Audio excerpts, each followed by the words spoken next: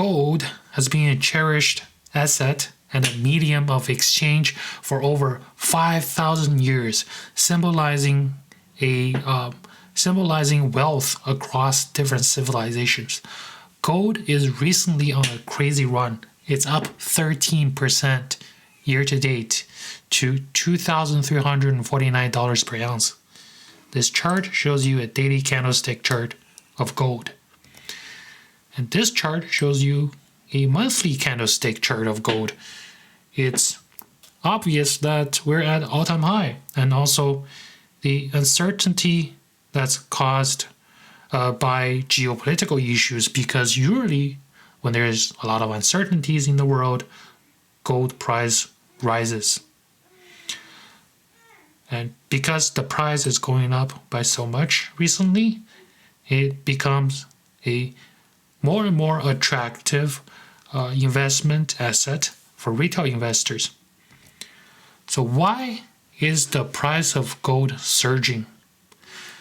Even though it's true that part of the reason why gold is doing so well is due to the expectation that the Federal Reserve is going to cut interest rate this year, but one thing not to be overlooked is that gold purchases by central banks is also a major contributing factor of the gold price. This is a chart of gold price since 1950. To give you a little bit of history of gold, in 19th century and early 20th century, many countries operate under gold standard, meaning that their fiat currency is pegged on the US dollar. In 1944, Bretton Woods system was established. It made US dollar the primary reserve currency of the world. 44 allied nations' currency were pegged to the dollar at a fixed exchange rate, and the dollar itself was pegged to physical gold at a fixed rate of $35 per ounce. As you can see in this chart, this flat thing here, right? That's the Bretton Woods system giving gold a fixed $35 pegging or fixed exchange rate. So in year 1971, right over here, Bretton Woods system collapsed, and central banks remain to be an active player in the gold market in 21st century. Okay, central banks has been a net buyer of gold, driven by the desire to diversify their reserves away from the fiat currency, right? Because people start to realize when it's no longer pegged to the gold, people start to turn on their money printing machine. This is an interesting chart showing the countries ranked by their gold reserve in metric ton, right? The countries are here, and their gold reserve in metric ton is here. Number one, still US, with over 8,000 tons of gold. And China is ranked number 6, and India ranked number 9. China currently have 2,200 metric ton of gold.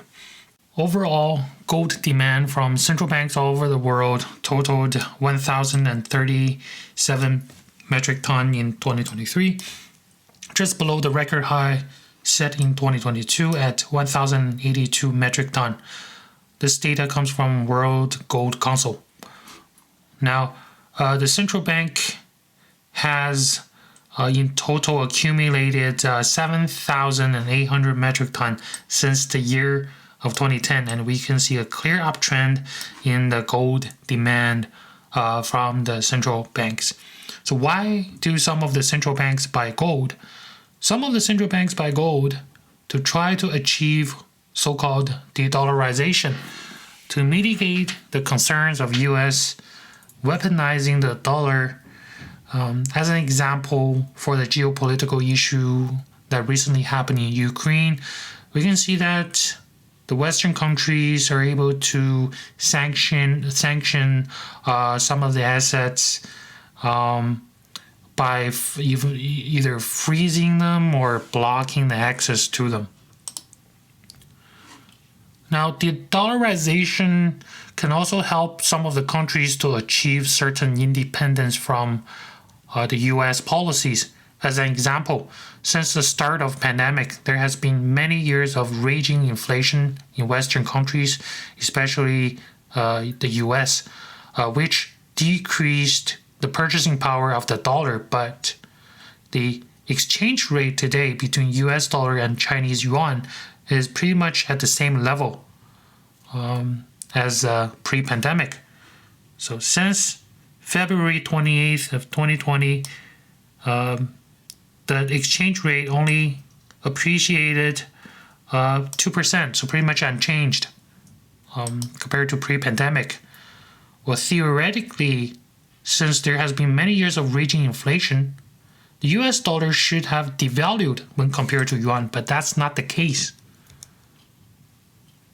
So you may be asking, maybe China is also having the same inflation problem. That's why the exchange rate is the same, but that's not true.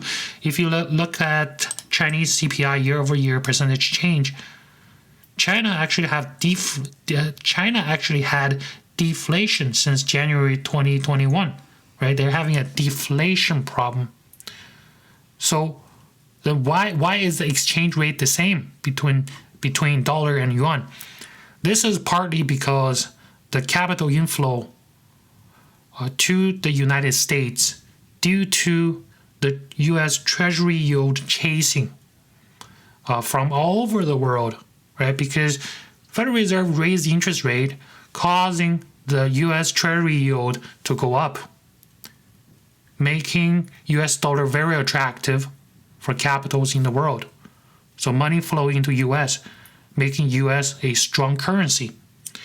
So to summarize this situation, US dollar purchasing power has decreased due to many years of raging inflation, but exchange rate between US dollar and yuan stays steady, which means US has exported its inflation problem to China. Now, to mitigate this, many countries like China, we can look at the BRICS group of emerging economies such as Brazil, Russia, India, China, South Africa. They're shifting their reserves into gold to balance this sort of risk. Right? From purely just fiat currency, now they're shifting to gold. Now, as a conclusion, as part of the globe, as some of the global shift towards de-dollarization that's happening and the increase of geopolitical tensions is making gold a secure investment and a hedge against uncertainty for some of the central banks, and the shifting of reserve from US dollar to gold for those central banks is supporting the global gold price. Retail investors should view gold as a component of their diversified portfolio, as long as you're mindful of the short-term market volatility. Retail investors currently have two major ways to add exposure of gold to their portfolio. One is by buying physical gold bullion. The second one is to buy gold ETF. The ETF path is the easiest, where you just pay the issuer some fees, and the issuer will handle the purchasing and the storage of the physical gold for you. But if the investor chooses to buy a physical form of gold, they have to consider where to store them. Is it safe to store them in your home? And if you choose to store gold in a bank, how much do they charge you for that space?